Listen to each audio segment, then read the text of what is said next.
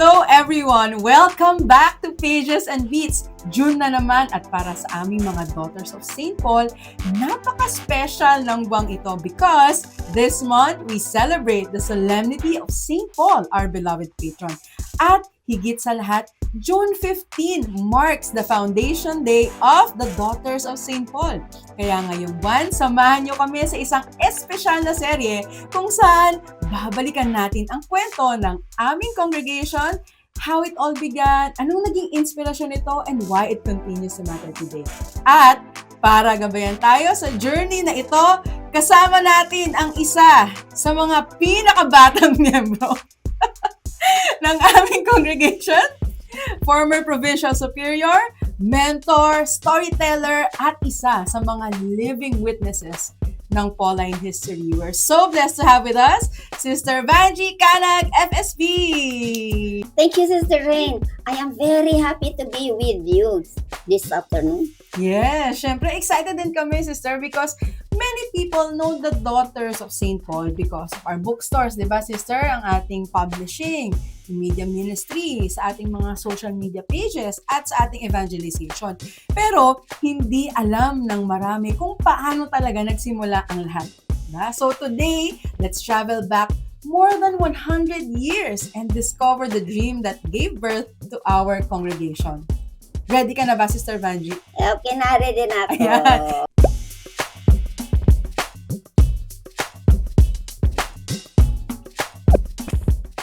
Sister Vangie, every June 15, we celebrate our Foundation Day.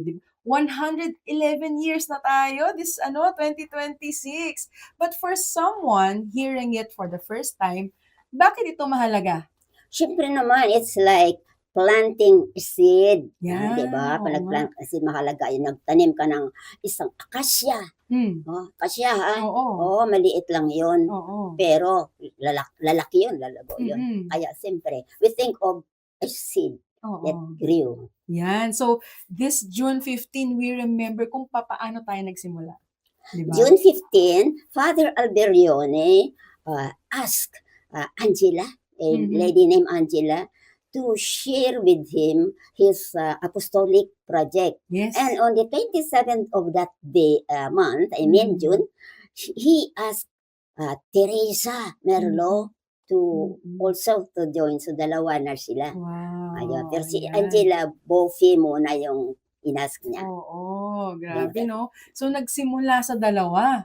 Diba, Oo, Sister yes, sa Vangie? dalawa. So, Sister, ano naman nangyari? How did we start? Nung silang dalawa, ano yung sinabi na agad ba sa kanila yung magiging mission natin? Paano to nagsimula?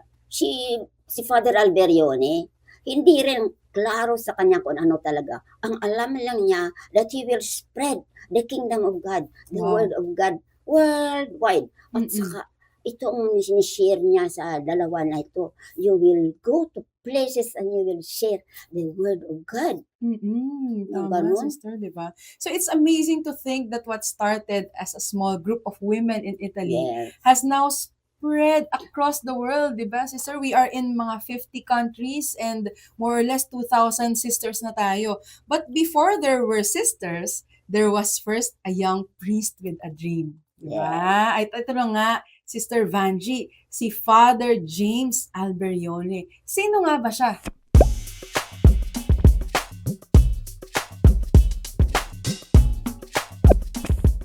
Father James Alberione was a humble priest from Conio. Conio sa Alba, Italy. He was small, frail, and very serious, very intent on loving God.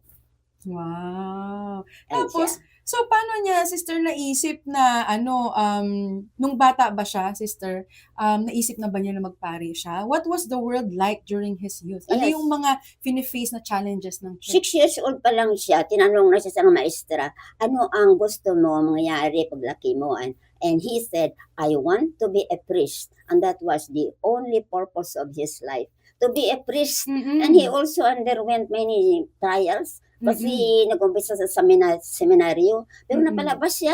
Oh! Biro mo, during that Oo. time, napalabas siya, hindi siya na-discourage. pero God helped him to re-enter. And Yes. tanong mo, ano ang sitwasyon ng mundo nung Yung niya? time niya. During that time, there was confusion in the Oo. world. Mga anong year ba ito, Sister Vanji? Mga, 1915, 1915, edi, meron pang second, Oo. First World War. Oo. O biro mo, Yes. the First Oo. World War. Oo. Tapos, there was also the plague like COVID-19. During that time, Oo. ang pangalan niya ay La Española. And during that time, even the church was forbidding anybody to open a religious congregation. Wow. Forbidden. Oo. Oh. And then there was the division among the priests. But ito si Father Alberione, he was very loyal to the church. Wow. Oo. So, Sister Vanji, sabi mo, kumbaga parang na-kick out siya sa seminaryo, Na-kick out di ba? siya. Oo. Tapos, di ba nagkaroon din siya nung time na parang, almost parang depressive talaga. Very Talaga. depressed. Very Diba? depressed siya. Tapos, hindi niya hinayaan na yung pagkakataon na yun ay mapigilan siya sa kanyang pangarap. Tinulungan siya. May mga taong nagtulong sa kanya. Yan ang kahalagahan ng mga may taong magtulong sa atin. Oo. Una, mother niya. Oo. Our mother really pushed him forward. And his parish priest, his parish priest believed in him when others did not. So his parish priest helped him to enter another seminary, the Wow. seminary of Alba, where there was good spirit among the priests. Wow. So yun na, doon na nagtuloy-tuloy, Sister Tuloy-tuloy na Vanji. siya doon. Wow, ang galing, no? So yan, para sa ating mga ka-pages and bees na nanonood ngayon, di ba? Kung meron kayong pangarap and you experience a stumbling block, di ba, Sister Vanji, don't give up on your dreams. Di ba? Oo. At saka, kahit na talagang down ka na, don't Oo. never give up. Continue. And very important din na tayo nakakatulong sa mga nadidepress. Oo. May nakikita ka Tama. nadidepress, tutulungan. Because God can really use us. Yes. Diba? Yan, tama yan. So, after nun, Sister Vanji, so pumasok na siya ng seminary, he was ordained a priest. Paano naman biglang pumasok sa kanya na magtayo ng kongregasyon?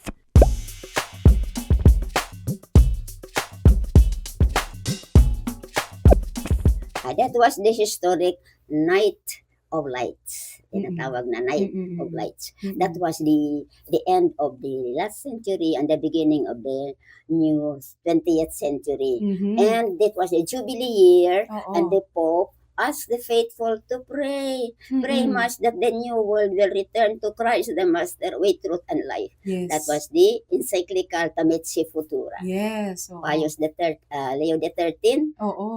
Pray very much. And so, siya, as a young seminarian, he was praying, make adoration 4 hours. 4 hours, 4 Sister, hours, grabe. yes. And it was very cold. You have no idea how cold it is to pray when when I went to Alba one time, it was very cold. I could not, where I went, all the others were going around.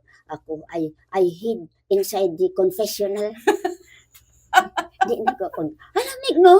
So I could imagine how did this young boy, he was 16 years old that time, how did he prayed for 4 hours. 4 hours talaga. And the Holy Spirit inspired him. Hindi inspired, parang niyug-yug. Niyug-yug talaga, Sister. Niyug-yug siya. Alam mo kung ano ang dumating sa kanya? Ano? This world needs a new missionary impulse. Wow. New group of apostles. Oo. A new mission campaign. Oo.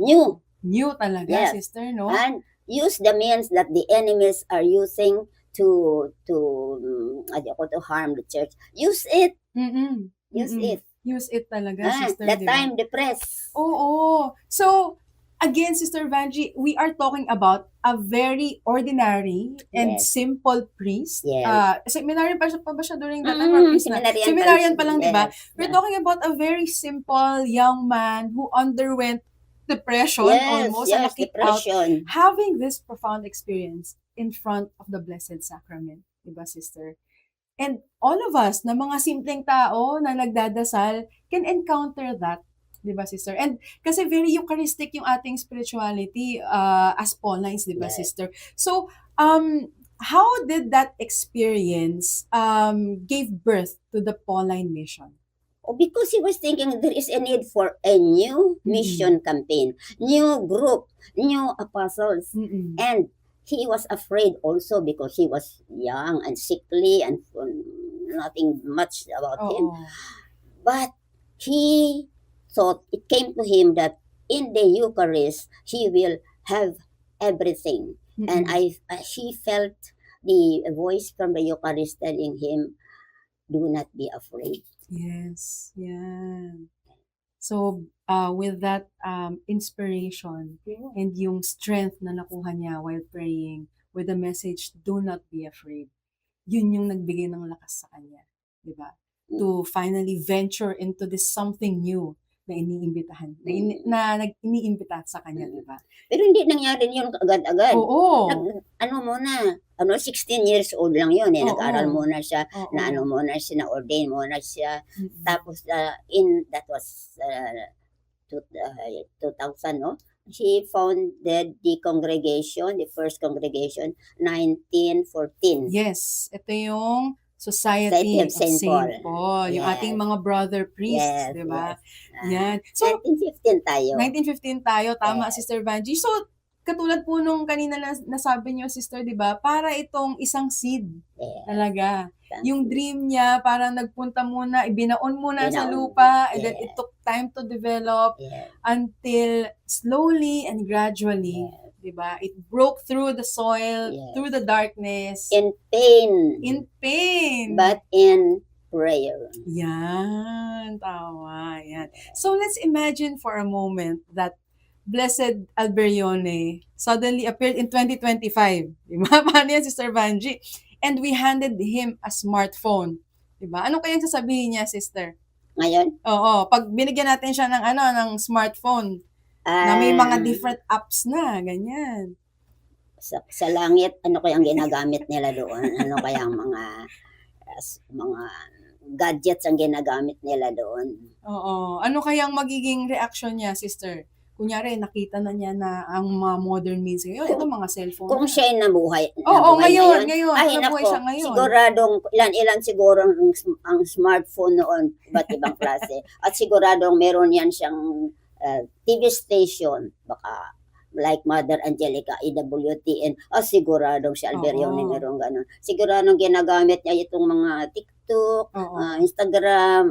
Ayun. So talagang all the modern means of communication, yes, Sister. that was all means. Yeah, the fastest and most creative means and effective means of communication. Effective. Yan. So I don't think hindi siya siguro matatakot, di ba, Sister, sa social media at gagamitin pa nga niya itong opportunity. Si Alberione matatakot? Oo, hindi.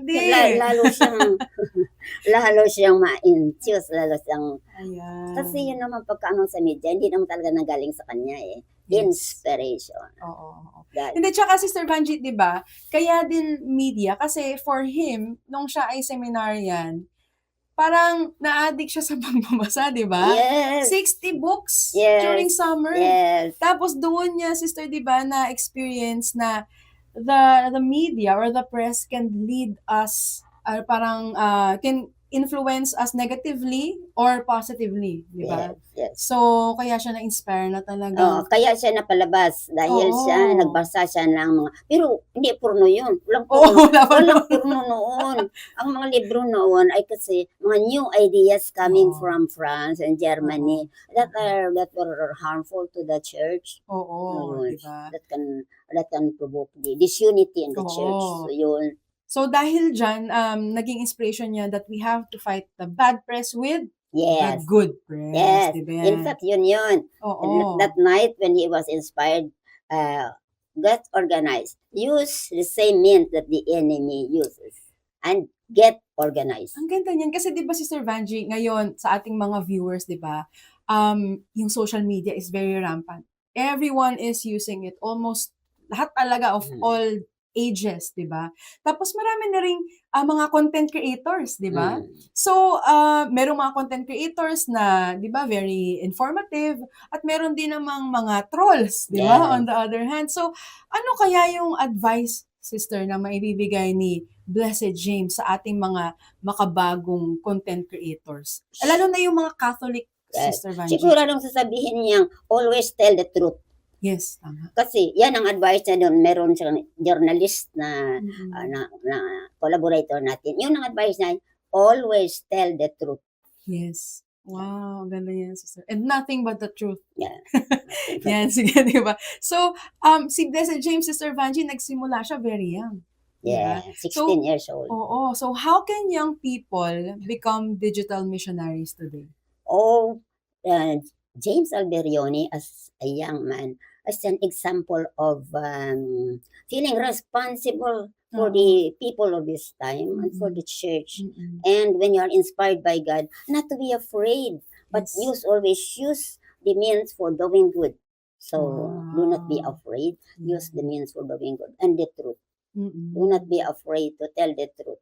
Mm-mm, tama. Yes. So, yung mga gadgets natin, our social media accounts, can be a gift to ourselves and to our families, our friends, when we use it for good reasons, di ba, Yes, Sister yes. Vanji? Yes. Yan. oo. With truth and with love. Yes. Yan, ayan. Okay, Sister Vanji, fast talk naman tayo, Sister Mm. Vanji. Mabilisan lang, ha?